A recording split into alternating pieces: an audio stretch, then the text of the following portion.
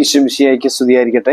തെനാക്ക് പെസഹകാലം 6-ാമത്തെ ആഴ്ചയിലെ ശനിയാഴ്ച. യോഹന്നാൻ സുവിശേഷം 16-23 മുതൽ 28 വരെയുള്ള വാക്യങ്ങൾ. യേശുനാഥൻ ശിഷ്യരോട് പറയുന്ന പ്രാർത്ഥനയെ സംബന്ധിക്കുന്ന മനോഹരമായ ഒരു വാക്യമാണിത്. യേശു തന്റെ ശിഷ്യന്മാരോട് അരുൾ ചെയ്തു, സത്യം സത്യമായി ഞാൻ നിങ്ങളോട് പറയുന്നു, നിങ്ങൾ എൻ്റെ നാമത്തിൽ പിതാവിനോട് ചോദിക്കുന്നതെന്തും അവിടുന്ന് നിങ്ങൾക്ക് നൽകും. ഇതുവരെ നിങ്ങൾ എൻ്റെ നാമത്തിൽ ഒന്നും തന്നെ ചോദിച്ചിട്ടില്ല. ചോദിക്കുവിൻ, നിങ്ങൾക്ക് ലഭിക്കും, അതുമൂലം നിങ്ങളുടെ സന്തോഷം പൂർണ്ണമാവുകയും ചെയ്യും.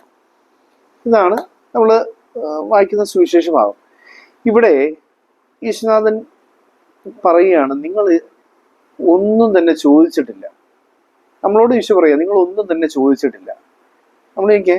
നമ്മൾ ഓരോ ദിവസവും പ്രാർത്ഥനയിൽ എന്തോരം കാര്യങ്ങളാണ് ചോദിക്കുന്നത്.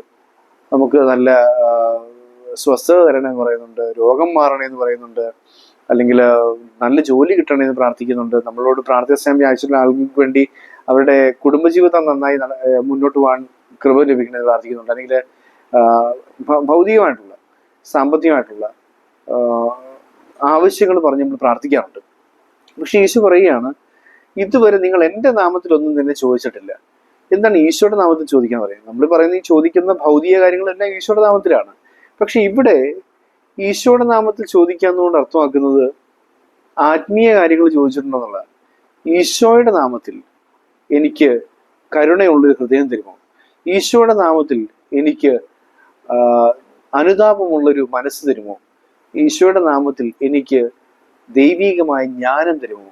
അങ്ങനെ ആത്മീയമായിട്ട് നമുക്ക് ആവശ്യമായിട്ടുള്ള കാര്യങ്ങൾ നമ്മൾ ചോദിക്കുന്നതിനാണ് ഈശോയുടെ നാമത്തിൽ ചോദിക്കുന്നതിന് ഒരർത്ഥം ആയിട്ട് മനസ്സിലാക്കാൻ സാധിക്കുക. ഈശോയുടെ നാമത്തിൽ നമ്മൾ ചോദിക്കുന്നു.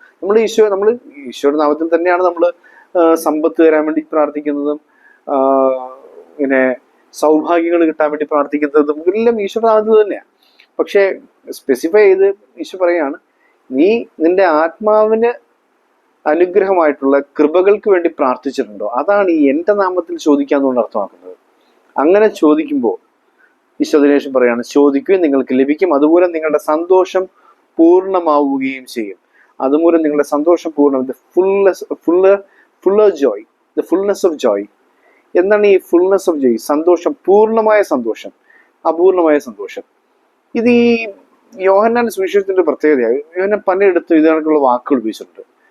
അവന് ജീവൻ ഉണ്ടാവാനും അത് സമൃദ്ധമായി ഉണ്ടാകാനും വേണ്ടിയാണ്. 10 സമൃദ്ധമായി ഉണ്ടാവാൻ, സമൃദ്ധമായ ജീവൻ എന്ന് പറയുന്നത് നമുക്കുണ്ട്. അത് സമൃദ്ധമായ ജീവനാകുന്നത് എങ്ങനെ? അപ്പൊ ഇതുപോലെ ഒരു സൂപ്പർലേറ്റീവ് സെൻസിൽ യോഹന്നാൻ അവതരിപ്പിക്കുന്ന പല കാര്യങ്ങളുണ്ട്. അതിലൊന്നാണ് ഈ ഫുൾനെസ് ഓഫ് ജോയ് എന്ന് പറയുന്നത്. അല്ലെങ്കിൽ ഒരു പൂർണ്ണമായ സന്തോഷം. അത് 15-ാം അധ്യായത്തിലുണ്ട്, 16-ാം അധ്യായത്തിലുണ്ട്, 17-ാം അധ്യായത്തിലും വീണ്ടും പറയുന്നുണ്ട്. 1 യോഹന്നാന്റെ ലേഖനത്തിൽ നമ്മൾ വീണ്ടും വായിക്കുന്നുണ്ട് ഈ സന്തോഷത്തിന്റെ പൂർണ്ണത എന്ന് പറയുന്ന വാക്ക് വീണ്ടും യോഹന്നാൻ ഉപയോഗിക്കുന്നതാണ് നമുക്ക് കാണാൻ സാധിക്കും. എന്താണ് ഈ സന്തോഷത്തിന്റെ പൂർണ്ണത? നമ്മൾ നേരത്തെ പറഞ്ഞ അനുസരിച്ചാണെങ്കിൽ നമ്മൾ ഭൗതികമായ കാര്യങ്ങൾക്ക് വേണ്ടി ചോദിച്ചുകൊണ്ടിരിക്കുമ്പോൾ കർത്താവിന്റെ നാമത്തിലാണ് ചോദിക്കുന്നത്, പ്രാർത്ഥിക്കുന്നത്. പക്ഷേ ഈശോ പറയാണ്, അതൊന്നും എൻ്റെ ജീവിതവുമായി ബന്ധപ്പെട്ട് നിൽക്കുന്ന കാര്യങ്ങളല്ല. അതുകൊണ്ട് എൻ്റെ നാമത്തിൽ നീ പ്രാർത്ഥിക്കുന്നു എന്ന് പറഞ്ഞാലും എൻ്റെ നാമത്തിൽ ചോദിക്കുന്ന കാര്യങ്ങളല്ല. എൻ്റെ നാമത്തിൽ ചോദിക്കുന്ന കാര്യങ്ങൾ എന്ന് പറയുന്നത് എൻ്റെ ജീവിതത്തിൽ ഉണ്ടായിരുന്ന കാര്യങ്ങളാണ്. കരുണ, സ്നേഹം, ക്ഷമ, ദയ, നീതി, വിശ്വസ്തത, അങ്ങനെയുള്ള കാര്യങ്ങളൊക്കെയാണ് എൻ്റെ ജീവിതത്തിലുള്ളത്.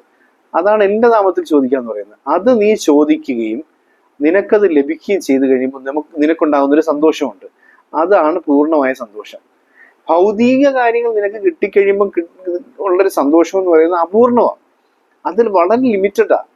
അത് അതിൻ്റെതായിട്ടുള്ള മോടി കുറയുമ്പോൾ, അതിൻ്റെ ഒരു ആവശ്യം കഴിയുമ്പോൾ ഒക്കെ അത് ഇല്ലാതാകുകയാണ്. ഇപ്പം ഭൗതികമായ സന്തോഷം, നല്ല ഭക്ഷണം ഒരു ഭൗതികമായ സന്തോഷമാണ്. നല്ല ഭക്ഷണം കഴിച്ചു, സന്തോഷമായി. പക്ഷേ ഒരു ലിമിറ്റഡ് ടൈം കഴിയുമ്പോഴത്തേക്ക് നമുക്ക് വീണ്ടും വിശക്കുകയാണ്. ഇത് ദഹിച്ചു മാറി വിശക്കുന്നുണ്ട്. അപ്പം ആ സന്തോഷം അപൂർണമാണ്. നമുക്ക് ഇതിൻ്റെ അധികാരം കിട്ടി. അധികാരം ഇങ്ങനെ കൈയാളിക്കൊണ്ട് നമുക്ക് തോന്നിയ പരിപാടികളെല്ലാം കാണിക്കുന്നുണ്ട്. പക്ഷെ കുറച്ച് കഴിയുമ്പോഴത്തേക്ക് നമുക്ക് മനസ്സിലാവും, ഇത് അപൂർണമാണ്. ഈ അധികാരത്തിന് മുകളിൽ അധികാരിയായ ദൈവമുണ്ട്. ദൈവികമായ അധികാര ഇടപെടലുകളുണ്ട്. ഭൂമിയിലെ തന്നെ അധികാരത്തിന് ഇടപെടലുകളുണ്ട്. അധികാരം അപൂർണമാണ്. സമ്പത്ത് അപൂർണമാണ്. സുഖങ്ങൾ അപൂർണമാണ്. പക്ഷേ ക്രിസ്തുവിന്റെ നാമത്തിൽ ചോദിച്ച ക്രിസ്തുവിന്റെ ജീവിതത്തിലുണ്ടായിരുന്ന മൂല്യങ്ങളുടെ പ്രാർത്ഥനയിൽ വഴി നമുക്ക് ലഭിക്കുന്ന കാര്യങ്ങൾ അത് പൂർണ്ണമാണ്.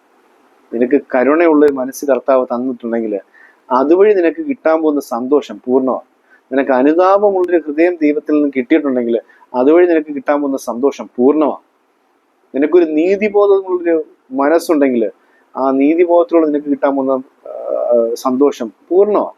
ഒരുപക്ഷെ നീ പീഡിപ്പിക്കപ്പെട്ടത്, നിന്നെ ആളുകൾ പീഡിപ്പിച്ചെന്നിരിക്കാം, നീ പീഡിപ്പിക്കപ്പെട്ടെന്നിരിക്കാം, നിന്നെ ആളുകൾ കൊന്നു കളഞ്ഞെന്നിരിക്കാം, പക്ഷേ നിന്റെ സന്തോഷം പൂർണ്ണമാണ്. അതാണ് നമുക്ക് കാണാൻ സാധിക്കുക. അതൊരു വളരെ മനോഹരമായ ഒരു ചിന്തയാണ് ഈശോ പങ്കുവയ്ക്കുന്നത്. ഈ ഹെമിംഗ്വേയുടെ വരികളാണ് തോന്നുന്നു, ഒരു പെട്ടെന്ന് ഓർക്കുന്നില്ല. നമ്മള് പറയാറുണ്ടല്ലോ, ഈ പലപ്പോഴും ഈ വിപ്ലവപരമായിട്ടുള്ള കാര്യങ്ങൾ പറയുമ്പോഴേ പറയുന്നത് കൊല്ലാം പക്ഷെ തോൽപ്പിക്കാനാവില്ല എന്നൊക്കെ പറയുന്ന കാര്യമുണ്ടല്ലോ. എന്ന് പറഞ്ഞ പോലെയാണ് എന്തൊക്കെ സംഭവിച്ചെന്നാൽ ഈ സന്തോഷം നിന്നിൽ നിന്നും പോവുകയില്ല. അതുകൊണ്ടാണ് ഈശോ തൊട്ടു മുമ്പുള്ള വരികളിലായിട്ട് 16-ാം അധ്യായത്തിലെ 20-21 വരികളിലൊക്കെയായിട്ട് ഈശോ പറയുന്നുണ്ട്, ആ സന്തോഷം നിങ്ങളിൽ നിന്നും ആരും എടുത്തു മാറ്റുകയില്ല, എടുത്തു മാറ്റാൻ പറ്റത്തില്ല എന്ന് പറയുന്നൊരു കാര്യം നമുക്ക് കാണാൻ സാധിക്കും. അപ്പൊ ഈ പൂർണ്ണ സന്തോഷവും അപൂർണ സന്തോഷവും എന്താണ് എന്ന് ഈശോ വ്യക്തമാക്കി തരുന്ന സുവിശേഷ ഭാഗമാണിത്. നമ്മളിങ്ങനെ അപൂർണ സന്തോഷങ്ങൾക്ക് വേണ്ടി നിരന്തരം പ്രാർത്ഥിച്ചുകൊണ്ടിരിക്കുന്നുണ്ട്, പക്ഷെ പൂർണ്ണമായ സന്തോഷത്തിന് വേണ്ടി നമ്മൾ പ്രാർത്ഥിച്ചിട്ടുണ്ടോ? ഇതാണ് ഈശോ ചോദിക്കുന്നത്. ഈശോ പറയുകയാണ്, നിങ്ങൾ എൻ്റെ നാമത്തിൽ പിതാവിനോട് ചോദിക്കുന്ന എന്തും അവിടെ നിങ്ങൾക്ക് നൽകും, എന്നാൽ ഇതുവരെ നിങ്ങൾ എൻ്റെ നാമത്തിൽ ഒന്നും തന്നെ ചോദിച്ചിട്ടില്ല. ചോദിക്കുവാൻ നിങ്ങൾക്ക് ലഭിക്കും, അതുപോലെ നിങ്ങളുടെ സന്തോഷം പൂർണ്ണമാവുകയും ചെയ്യും. യേശുവിൻ്റെ ജീവിതത്തിലുണ്ടായിരുന്ന മൂല്യങ്ങളെ യേശുവിൻ്റെ നാമത്തിൽ ചോദിച്ചുകൊണ്ട് അത് നേടിയെടുക്കുക വഴി പൂർണ്ണ സന്തോഷത്തിലേക്ക് പ്രവേശിക്കാനുള്ള കൃപയ്ക്ക് നമുക്ക് പ്രാർത്ഥിക്കാം. ദൈവം നമ്മെ അനുഗ്രഹിക്കട്ടെ.